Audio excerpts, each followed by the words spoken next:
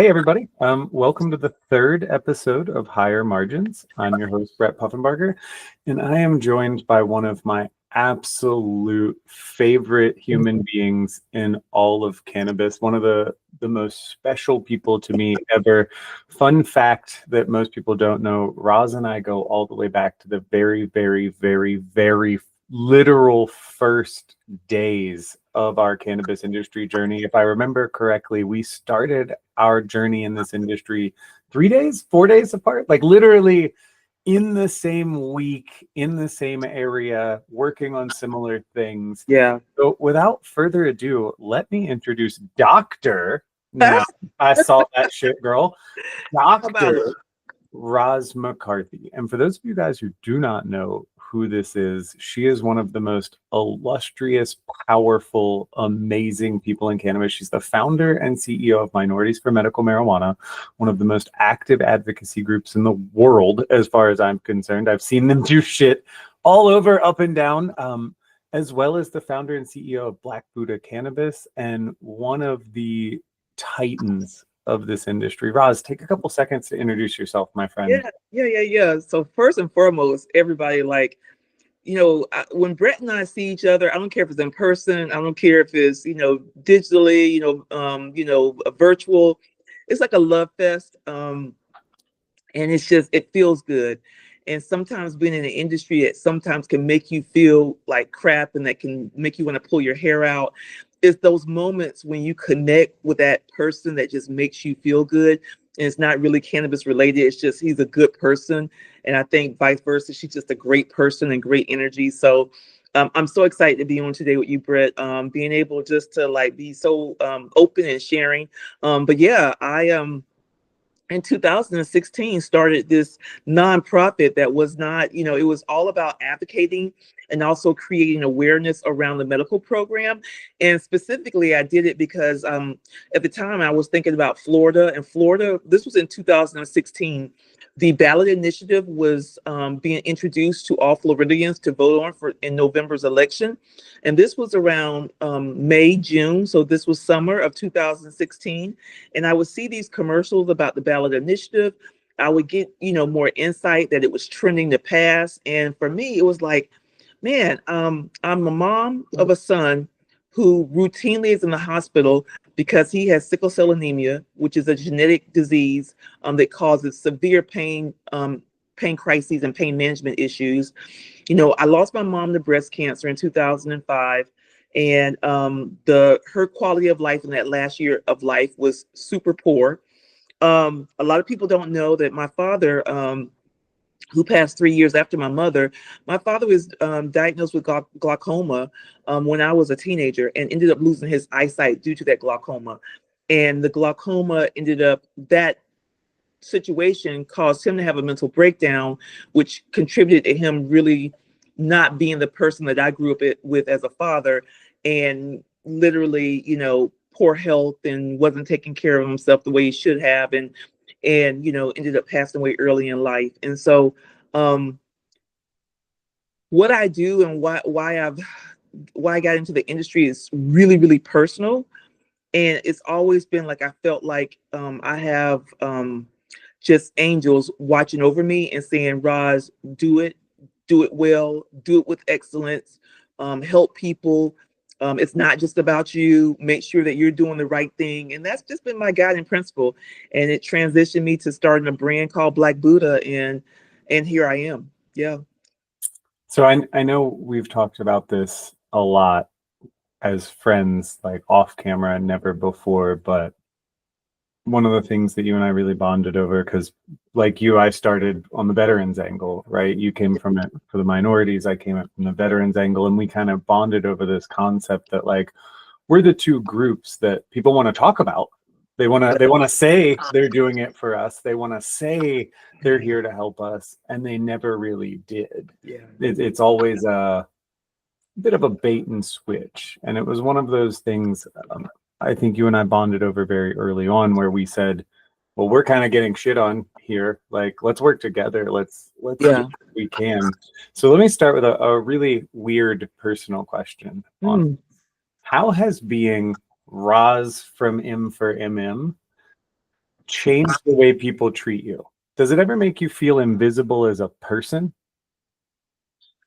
I don't know if it makes me feel invisible as a person. It just makes me feel like I kind of feel responsible, and I feel like um, I try to show up for everybody.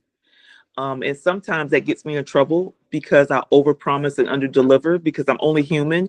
And in my spirit, in my gut, I just want to I just want to help people. This is not like, oh, something that like just came because of M for MM in the cannabis industry. This is a trait that was passed down from my grandmother to my mother, and then from my mother to me. It is in my DNA. It is who I am.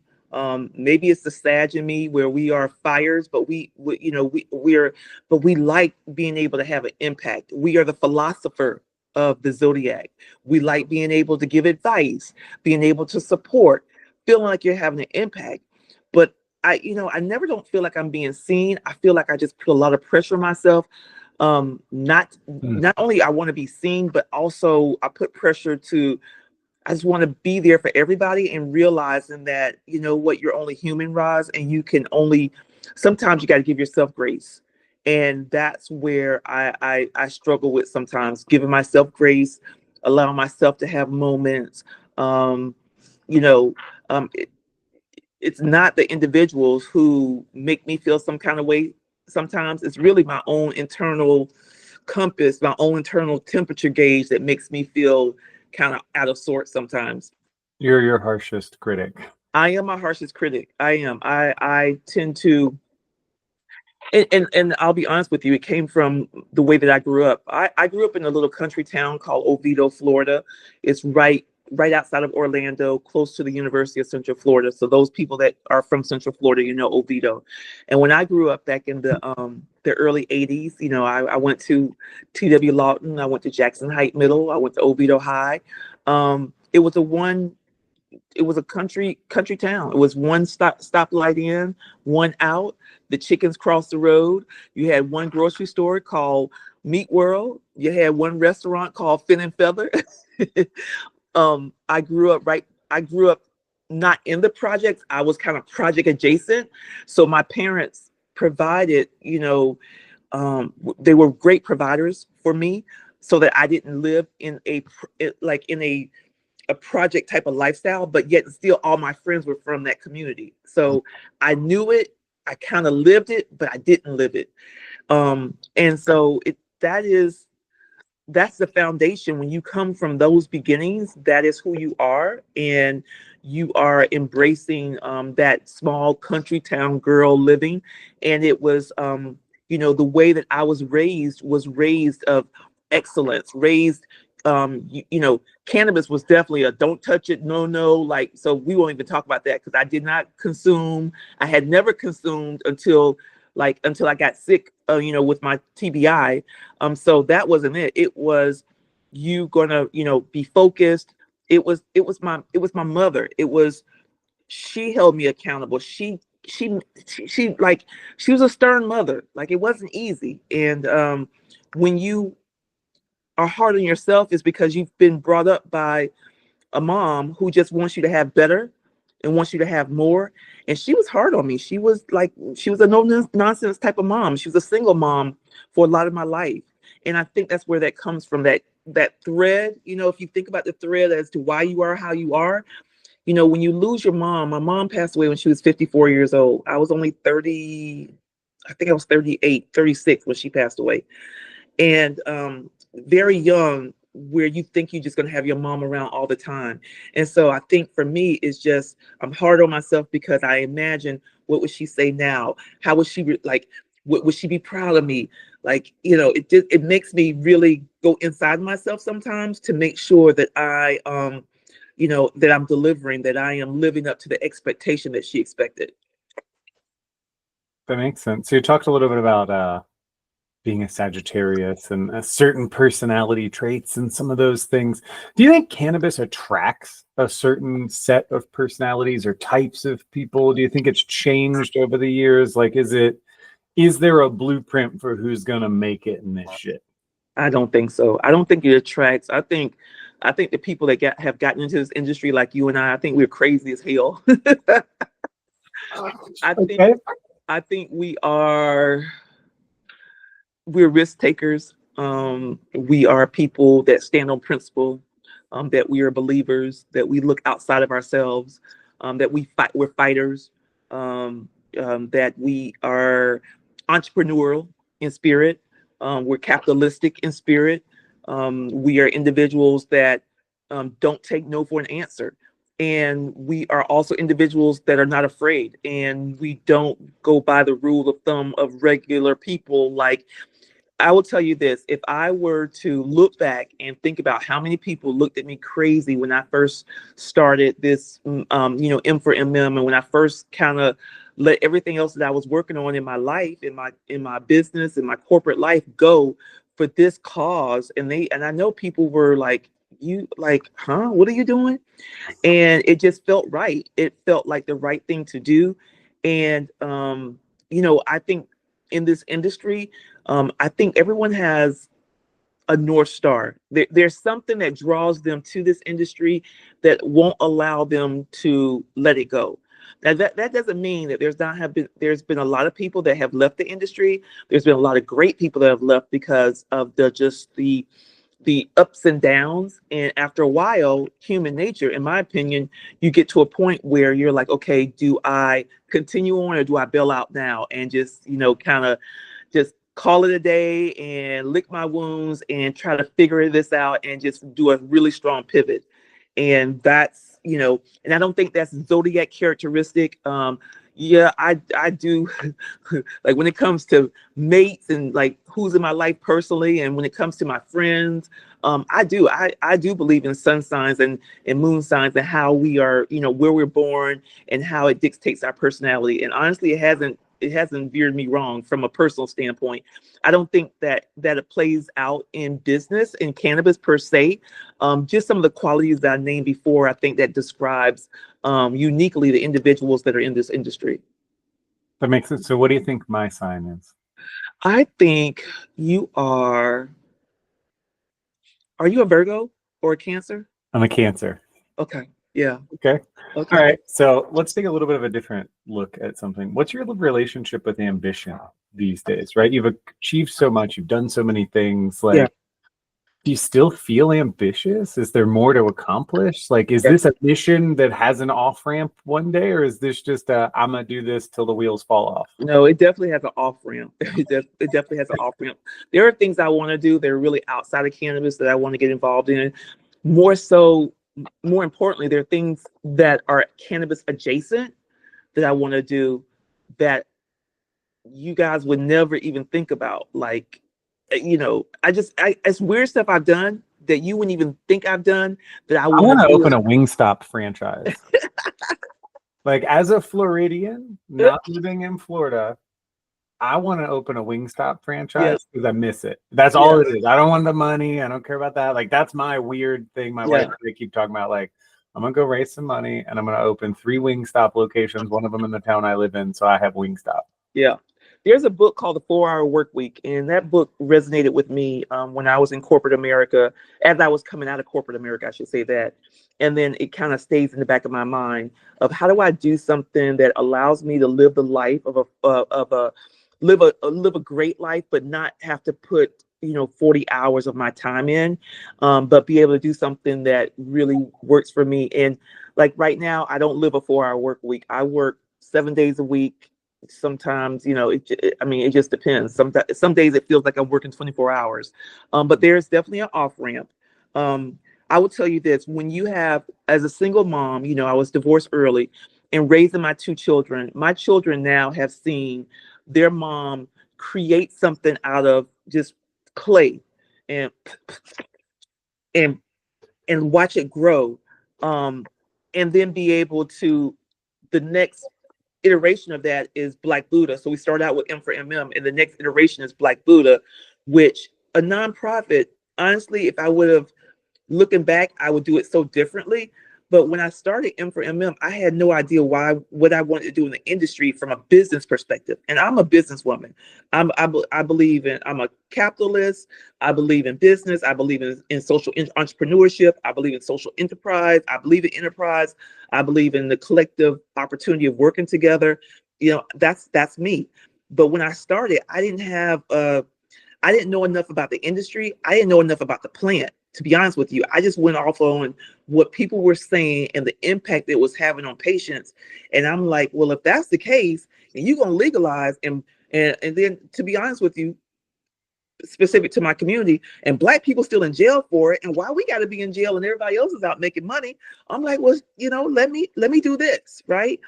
But it's the journey that you go through, the journey that I've been through. Now being able to, I'm you got to be ambitious, right? So I'm ambitious when it comes to retirement. I'm 55 years old. So Brett, you'll be touching this industry long after I retire. So I have ambition as to what I'm doing right now in real time, but also afterwards, what the lifestyle that I want to live in order to do what I want to do. That may not be a like drive, but it may Roz time. You want to go have Roz time. Roz time. Think St. Croix. think islands. Think having podcasts like this. But honestly, think on things that you'd be surprised. And I'll come back to. I'm gonna share something with you when it's appropriate in our conversation that you'll be surprised that has a direct link to what happens after all this stuff, passes away. So we'll talk. So you kind of touched on this. Let me try this one. If you were Yeah. starting from scratch today, no name, no contacts, no money, nothing, just your brains and what you got, what would your first move be to make it in cannabis? Would you even come into cannabis? Would you try something different? Like what's the play if everything's erased and you got to start over? So if I got to start over, I still have this kid who's my baby, who's my son, who now he's 26, going to be 27. And so Brian lives with sickle cell. It is a genetic disease that there is no cure for it. So regardless if I were pulled in 10 years ago or pulled in now, it would be something that benefits my kid, because I always, sickle cell genetically is because the mom, dad both have a trait that when created that embryo ended up having the disease. So I think honestly, over the years, there's always been this kind of like, yes, it's his journey, but it's my journey too, because had it not been for me having this trait, my son wouldn't have this disease. So anything I would do would have to probably help. It's going to probably connect and touch people and help people, maybe a little more selfishly, maybe helping Brian specifically, maybe not starting a nonprofit. You don't know. But like, I know that what I'm seeing right now is really scary, because you see an industry that is growing, but when you look at the lack of infrastructure for it to grow responsibly and to grow in a way that makes sense, and that you're not hampered because it's illegal here, but it's legal here. There's so many questions. There's so many issues when it comes to lack of capital. What I thought 10 years ago, I was like, okay, in 10 years, this stuff will be done. Like, we won't have these issues. And the fact that in 2016, when I started and got into the industry, we're still dealing with kind of sort of the same issues 10 years later, it makes you definitely pause. And so, if I were looking at it now, getting in, I don't know if I would be so idealistic as I was 10 years ago. Because I definitely felt like, like we'll be past this, we'll be legal, and unfortunately we're not. Okay, this is a good segue into the next question. What do you think the cannabis industry still doesn't understand about Black women in leadership, especially ones like you who, like you said, spit it into, spit in your hands, did the thing, and molded it from nothing? Yeah. I will tell you this about Black women, and because I am a Black woman, I was just with a group of Black women. We did a panel at National Cannabis Festival called Senator Sativa. I can't think of the name of it, but it was talking about the cultural aspect of cannabis, specifically from a Black woman's perspective, about the stigmas that were approached that are connected to cannabis, be it cannabis or whatever. Black women have been the fabric of this country from the days of slavery. We have been the women that are the caretakers, the caregivers.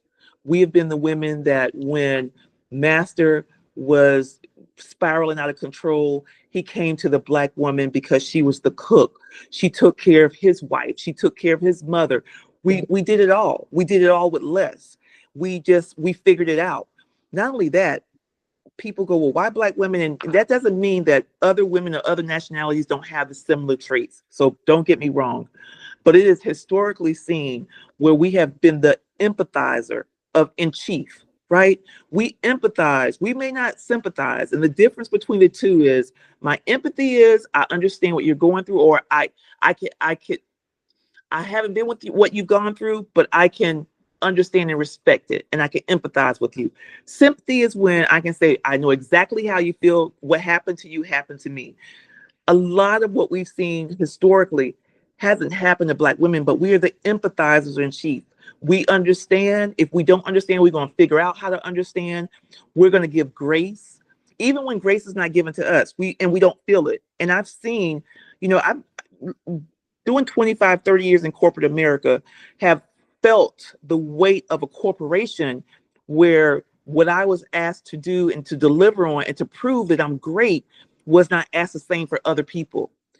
And so in cannabis, what really strikes me is that there are some incredible Black women who have a dream that if only people would take a moment to understand their perspective and where they come from and their ability to deliver on that dream, because we don't know nothing else but delivering. Failure is not an option for us because it's ingrained in us. Mind you, being ingrained means it starts with your mom, then it starts with your grandmother and your great grandmother. I'm legacy. I come from women that go, you're not going to stop me. I'm going to figure it out. I'm going to get it done. So you tell me, if you got a business and you got someone that's running your business, why would you not want to invest in a person that says, I will not stop. I will not quit. I will figure it out. I will grow this business. I will make it successful. I will make you money. I will make you proud. I will be phenomenal. Why would you not want to invest in that person? That's all we know. That's in our DNA. It's just like, it's who we are. And it goes back legacy after legacy. My grandmother, who passed away March of last year, 98 years old, it goes back to her mother. Then when you go back another generation, now you're in slavery. And so you got to understand that even though we talk about slavery like it's removed, we're not that far removed from the issues that were at hand, and it's the stain of our country, but it's the reality. And these women just survived. They were the empathizer in chief. They gave the grace, they gave the love, and it passed on generation after generation after generation. And so that's what, that's not to say, there's always caveats to that. There's always, different perspective when it comes to what I'm sharing with you. But as someone, how I was brought up and knowing the history of my family and of these hardworking women, failure is not an option. Excellence is not an option. When I deliver on an event, when I delivered on an organization, when I delivered resources, when I delivered on a brand, failure is not an option. It can't be second. It can't be like, it's okay. It has to be great. And and willing to work with whatever I'm given, and that's how I look at it. I love that answer. I mean, wasn't correct me if I'm wrong, but the first female billionaire was a Black woman. She started a soap company, right? It was like soap and hair care products. Hair care, Madam CJ, Madam CJ Walker. Yeah, there's a movie out about her and how she started and how she was able to use her community to create. She solved a problem.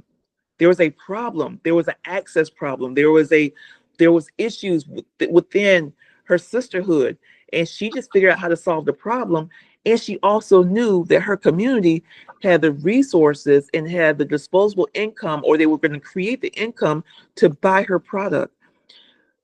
For companies not to see that you have certain communities that if you build it, they will follow, and not see right now that let me build it because a community will follow, because there is a cultural connection that's more than just celebrity, more than just like, that sounds cool, or he's an athlete, but it really connects from a cultural perspective, from a connection perspective, and not see that that is the way that our industry is going, and not invest now into feeding that and growing that. And that's Black Buddha, in my opinion. It is the connector.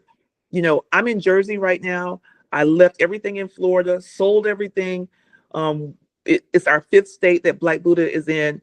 And I just felt really compelled. The northeast of the country, Pennsylvania, Connecticut, New York, New Jersey, Boston, Massachusetts, this area, Maryland area, was going to be an area that this brand could have such a major impact. And literally being here, there are more Black women dispensary owners than I've seen in this whole entire country. They are starting from scratch. Not only that, they're coming, and either I'm going to them or they're coming to me and be like, Roz, okay, I opened up in August. I got you. I'm putting you on shelf. They are serving the community that they were either raised in or lived in. That community looks like us. We're the caretakers of that community. So we're creating a space for you not to have to buy off the street, black market, things of that nature. You can come here and feel safe.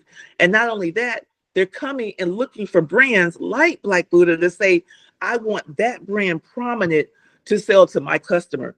And there has not been a state that I've seen like it, like New Jersey, where this has been a priority. And not only a priority, but they are operational. They are open. They are making money. They're making moves. And so it's the CJ Walker. It's Madam CJ Walker all over again. It is. It was hair care products then. Mine is cannabis. She knew, she found her community, that sisterhood. I'm finding my community, that sisterhood. I'm making my product. They're putting the product on the shelf. And the goal is to build, because guess what? The people that Madam CJ Walker touched after she became successful, the people that she invested in, who grew after she became successful, the people that she inspired after she became successful, that's my lineage where I got to do the same thing. I don't care what's said or what have you. If I'm successful, and Lord knows, then my responsibility is to open up doors for others so that they can be successful as well. I love that. So I'm going to caveat off that one a little bit. You kind of already answered it. How much of your personal success do you think came from understanding people versus business? It is, I would say the success comes from people and relationship, but I was in an industry, in a business that was focused on sales, business development, and marketing that showed me how to blend the two together. So my personality is one, I've always been told when I went to school, went to the great Florida State University. Shout out to all my Florida State Seminoles out there. And every time I see this gentleman, Ben Crump, who's a national advocate, national civil rights attorney, he always goes, there go Roz, she got that gift for gab. And I've always had it. I was the person that we went out to the club on, Saturday night in college. I'm the one at the front of the line saying, listen, I got all my girls and we all getting in, and we're not waiting in line. It was relationship driven. It was everybody, Roz, like, it was, I had just, I don't know, just had great relationships. People liked me. I liked them. It's, I treated them well. They treated me well. That translates. My first foray into corporate America happened just like this. There was a company called Maxim Healthcare. Maxim is a big, it's called Aerotech, which is a big technology, in the defense space or what have you. They have a subset of that company called Maxim Healthcare. I had graduated from college, and then I realized with my degree in chemistry, I was not going to use it. And I'm like, okay, what am I going to do? And I was like, healthcare. I want to get into healthcare, but I don't know what. So I started working on my master's. My mom and I, we're clashing. We're like, get oil and water. She's like, I'm like, okay, I can't do this. I got to go find a job because I had moved back home, worked on my master's. So I started looking around. Long story short, there's a ad for a Maximum healthcare recruiter. I send my resume in. This is in 1993, right? 1993, I send my resume in. The reason why I got my first opportunity in my first corporate job is because a guy named Glenn Reichley had a stack of resumes about 5 times bigger than this, and he's flipping through them, and he sees Rosalind Smith, Oviedo High, and he goes, "Oh my God, that's Roz. You got to get her in for an interview." Long story short, 5 interviews later, I was the first Black woman that was a part of the Orlando Central Florida team. I was the first one in the state that worked for them, right? First Black woman on the team there. It was incredible, that opportunity. I'm just telling that story to say that it is something you have to leave an impression. And I didn't know what I was doing then because I was still new to corporate. I was just Roz. But when I went to work for Bristol Myers Squibb, which taught me a lot about relationship, about driving it through business and how you can win that way. I had a manager, Miron Murtaj, and he made us read these different books. And we read a book called Raving Fans. And the whole premise of Raving Fans is how do you create fans who rave about you when you're not in the room, who talk about you, who fight for you, who believe in you, who think the world of you? How do you create that? The book is about this big, and it's one I highly recommend because it is, and the other book is How to Win Friends and Influence People. Those were the 2 books in my life that they just turned it, right? When you turn it and you start to believe it, and you start to, like, it's in your system and it's already there, but now you're starting to execute on it. It's just natural. And so the naturalness of what happened in 92 all the way to 2016 just prepped me for the cannabis industry. And that's where it's the people side, but it's also understanding how to build relationships, but also blend the business side, the growing a business side in those blended relationships. Okay. So let's take a whole different set of questions for a second. Yeah. Leadership at its very nature can be isolating. You're kind of an island of one a lot of times, especially in an industry this chaotic, this fractured, especially being someone like you who can float between the different worlds, right? You can go hang out with like the corporate canna folks and they respect and love you. You can go hang out with the legacy folks and they like and respect you. Do you ever feel lonely? And how do you prevent it? Like, what is that like? What's the self-care around loneliness for Roz? Yeah. So my loneliness didn't start in cannabis. My loneliness started when losing my mom, losing my father, and being an only child, right? I wrote a poem in 1987 called The Orphan, and I still have it. I wrote it, and I won one of I was in maybe 6th grade, 7th grade, maybe 7th or 8th grade, and I wrote it. And I found it about 6 years ago in some old stuff, and I won a prize for it. And it was about the orphan, and it was like lonely is the orphan, and I can't remember everything, but so I say all that to say that life has made me feel like an orphan. However, you know, I found my family in this industry. I do feel alone sometimes because my children are older, they're doing their thing. Sometimes I feel isolated. I'm not married now, I'm still single. So you miss some of those things. And being married was great. And I hope to be married again one day again. But I think, during my loneliness time, I think let me go back here. One part of me is a loner. That is just what I know, and that's my natural, right? Mm-hmm. Growing up by myself, only child, that's my natural. That's who I am, kind of. But I will say this, that we as humans, we are in natural order to want to be amongst other people and not to be alone. You had when Noah built the ark and the animals were paired up 2 by 2. It was a reason, right? It was from camaraderie. It was for it. So marriage is about, partnership is about 2 by 2. It could be 2 by 2, 3 by 3, 4 by 4. So, what recently has been helping to give me balance when I feel like maybe isolated is, I've taken a real focus on my health. So I work out more. I'm taking a focus on my mental, because of the traumatic brain injury I suffered.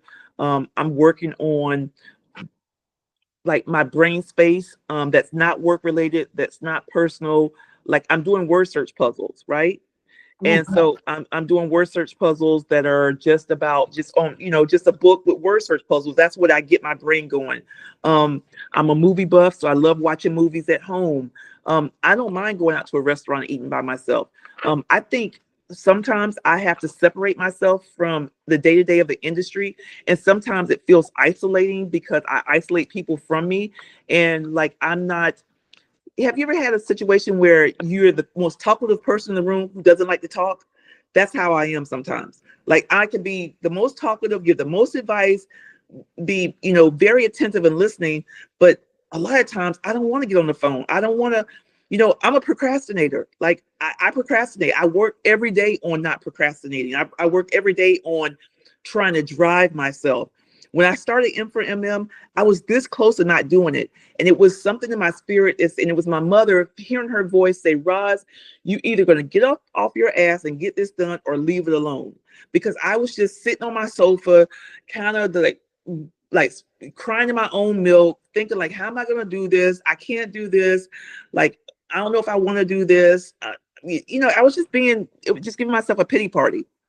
And it was finally hearing something in my belly, which was with my mother's spirit saying, you either do this or just shut up about it and move on. And so that's where I have these moments where I know where my deficiencies are. And I just have to really try to pour into getting past those. And that means also sometimes making myself available and being open to people that want to connect with me outside of this industry, and allowing them to connect. Because sometimes I can be very disconnected, even though I really like being connected. It's the craziest thing. I totally understand that. I crave connection, but I also I'd rather be barefoot in my garden and Yeah. only talk to my wife. Mhm. But then there's other times where I'm like, attention, connection, Right. human, Yeah. human beings. Yeah, but at least you have your wife there. You have, and so my kids are gone. I had a 8-year-old Shih Tzu that was my baby. That when I got her, I got it for the kids, but she ended up being my baby. A lot of people remember Callie. She passed away 2 years ago, so I lost a lot of connection, and so sometimes it's an effort that I have to do to say, okay, Roz, you've been too isolated, like get out amongst people. And it doesn't have to be cannabis people, like just go do something, Yeah. and surround yourself with energy, right? Energy is everything. And I thrive on energy. If my energy is great, my space is great, I can thrive, I can breathe, I can do. But I'm like, I love music, I love dancing, I love going to the gym and working out. Like these, I've learned things that tick for me, and that's what what I incorporate into my life. I love that. I just cleaned up my space. Anybody who's on episode 3 and actually watched the first 2 will notice that my background is actually organized It and not looks good. a chaotic pile of fucking toys. It looks good. It looks So, good. I'm in my space here. So I live in a loft. Let me tell you something. When you I thought put you in were in a wood, high-end boutique. I thought you had slid into somebody's nice boutique store, like it was a friend or something. no, I live in the loft. I saw this loft here. I used to come to Jersey back and forth in 2018 and 19 when Jersey was just starting their medical program. I would come meet with lawmakers, at the time Assemblyman Gusciera, Senate Majority Leader Nick Scutari, some other different folks that were here working on the medical program. I was speaking out for minorities, for equity, for opportunity, helping to write legislation, really involved. And one day I was with Leo Bridgewater, who you know Leo very well. I do. And he was taking me around Trenton. I live in Trenton now. And he was just showing me Trenton and, you know, Makes the world takes, right? it It's makes on the the world bridge. tick, right? Yeah, Right. I used to go to punk But it's shows in gotten a Trenton. bad rap, you know. And so he's taking me around. Long story short, we passed this big building. It looks like warehouses. I'm like, what's this? He says, these are lofts. So I said, I want to go look inside. And this is in 2019. So I come into this building. The lady takes me on a tour. We look at a 1-bedroom. We look at a 2-bedroom. I'm like, oh my gosh, I love this. I would love this. Then she shows me this unit. She goes, this unit is always booked. It's never available. It has all the open windows, all the lighting. And I said right there, I was like, let me tell you something, girl. If I ever move to Trenton, I want this space. I don't want the other ones, no disrespect, but this inspires me. This was home. This was home.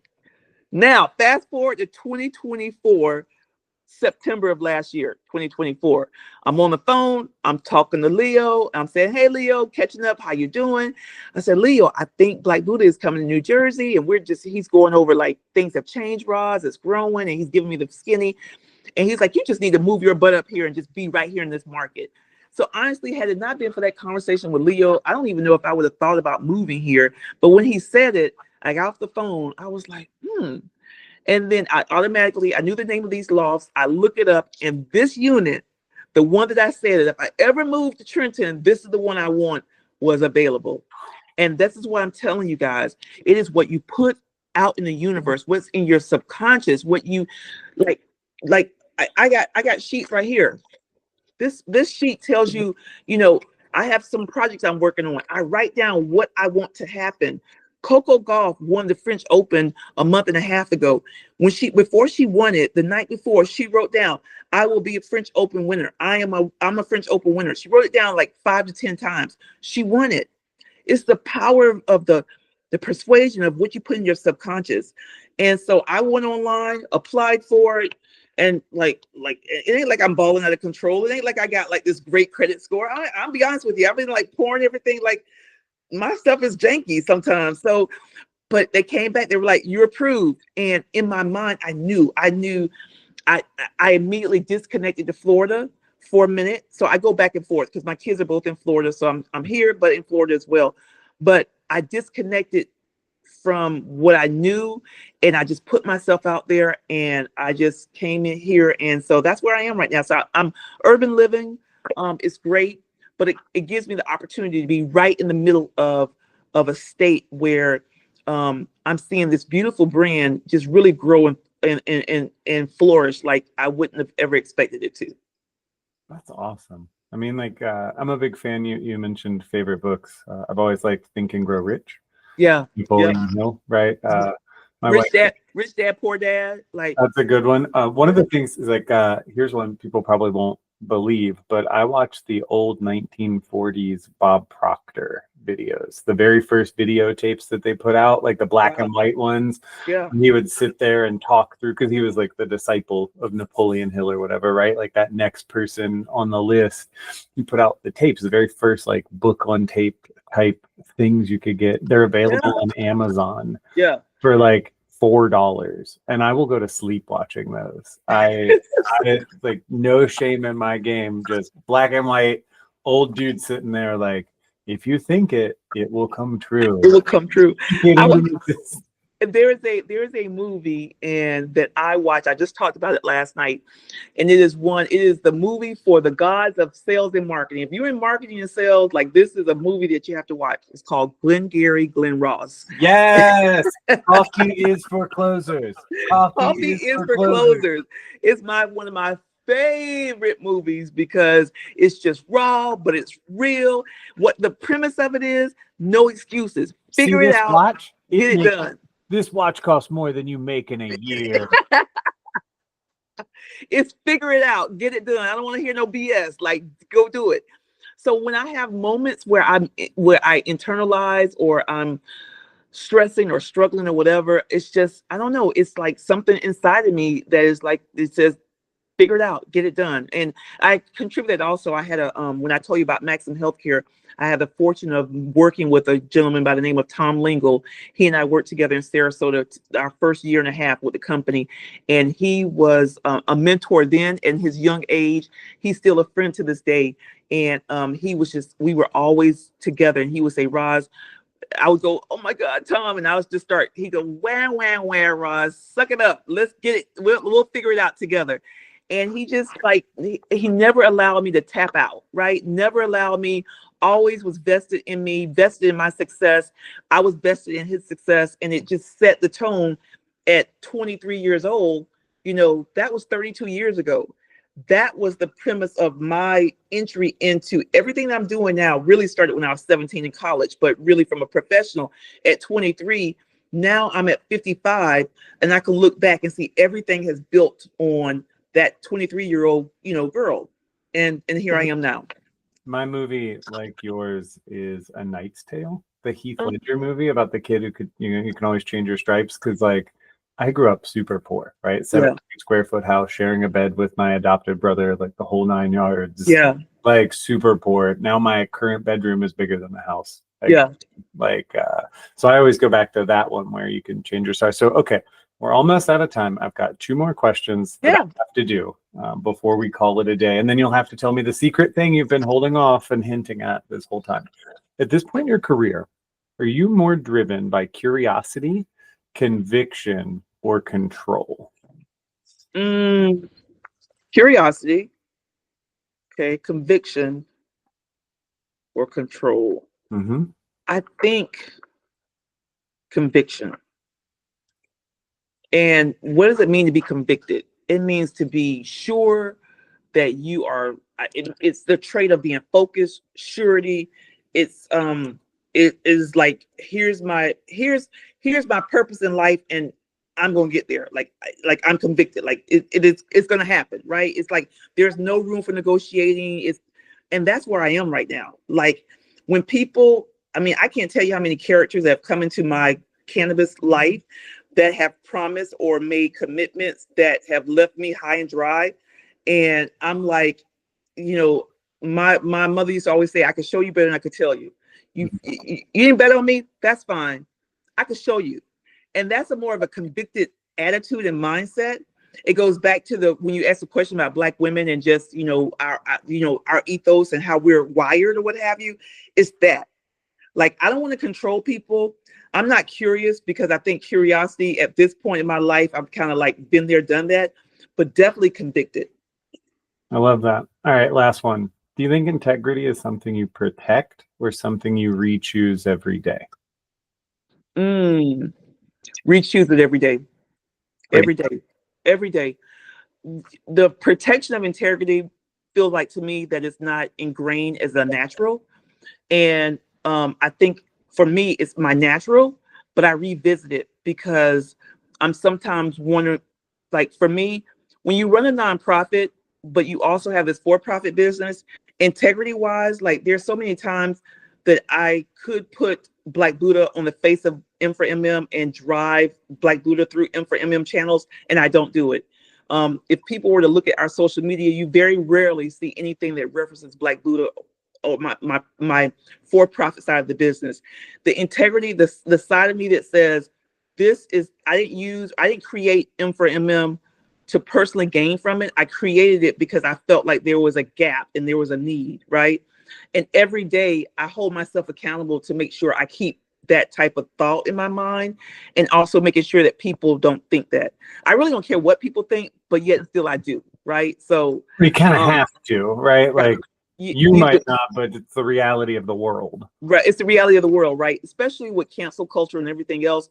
Do I make mistakes just like the rest? Yeah, I've made mistakes. I've looked back and I'm like, oh, I should have, you know, but integrity meaning, you know, that part of you, that compass that's in you. I think I don't have to protect something that's there. I just have to make sure I improve on it every single day, that I make it a priority every single day, right?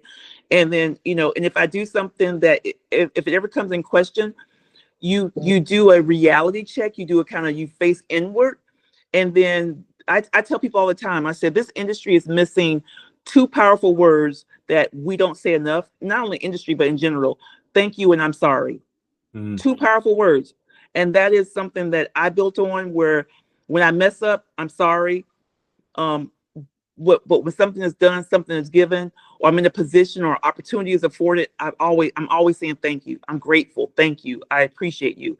And those are two words that really sustain me, in everything that I do. Love that. All right. I'm done with the questions. I got Yeah. nothing else. What's the secret you've been holding off telling me the whole time? So a secret. So if someone were to ask you, pick three things that, here's three things, and two of them that you did is true, but one is not true. And so, that you could throw around a lot of things. But one thing that I did, I did this one time, I built a mobile app for the World Cup in 2006. Okay. And so a lot of people don't know that I built a app. I wasn't in the mobile industry, but I kind of dropped in my lap. And so I am saying all that to share that I am in love with gaming. I'm in love with understanding how I can bridge cannabis and gaming. So I'm working on something, which I'm not going to release it right now, but I'm working on something that is not, it's just a pastime of, it gives me an opportunity to work on something that's not just Black Buddha every single day, that has, that I think could have long legs, that has a connectivity to gaming, but can provide education. And it's on it merges that mobile app I built in 2006 to where we are today. So stay tuned. I love that. Yeah. I'm not a huge gamer, but I'm a huge app person. Like I love, there's an app my wife has downloaded where it's like replace your doom scrolling with doom learning. Mm-hmm. You like flip through it and you learn new things. I'm obsessed with that kind of like educational quick hit. So it feels like you're gaming. It feels like you're having a good time, but you're actually learning new things. Well, I will say this. For me, especially after the TBI, and I was having a conversation with two different people, and I was like, yeah, I'm doing word search. And they were like, yeah, I do Wall Street Journal, word crossword, and I do this. So I thought it was just me that had to do things to exercise our brain outside, but it was so many people. And I just had this epiphany. I was like, oh, okay. So so soon I'm going to invite people in to this world. Is totally not connected to products on the shelf, but it's totally kind of blending in something that's going to educate about our industry, connect people to our industry, but also work our brain. And I think it's going to be really cool. Yeah. I love that so much. Well, I got nothing else unless you have something else. Like, we cover good pleasure. stuff. I told you, I promised you at the beginning. I wasn't going to ask questions like normal people ask. I was going to ask questions about you as a person. Yeah. That's what I want to talk about on this. Like when I decided to start doing a podcast, because I could have done this forever, and I've really never wanted to until recently. And I was like, I know so many cool fucking people. Yeah. So many interesting humans available to me to have conversations with. Yeah. And I don't want to give the same bullshit questions, right? Like, tell me about your business. Like, tell me how'd you get into cannabis? Why does it matter? What are you I don't care about any of that. I want to know you guys as people, or more specifically, I want the world to know you guys that I know personally as people the way I do. Like, I want to give people little insights into you all as humans. So thank you so much for agreeing to be a guest. No, thank you for having me. I think we covered a lot, but I think it gives I think it's important that people can feel there's a connection, and they can touch and understand and respect where you're coming from, and like see a side of you that I don't often share, because those questions are not often asked. But there is absolutely, my past experience, the things that have happened to me in life, my past relationships, how I was brought into this world, who brought me into this world, it all follows where I am right now, today, July 22nd, 2025. So it all connects the dots. And the fact that we both like Glengarry Glen Ross, oh my gosh, it's one of my favorite all-time movies. So I encourage anyone out there, if you've never seen that movie, go watch it. I think it's on Glengarry Glen Ross. It's on Prime, if I remember correctly. It's on my list of frequent watches. I'll give the same shout out. Go watch A Knight's Tale with you. Yeah. Good stuff.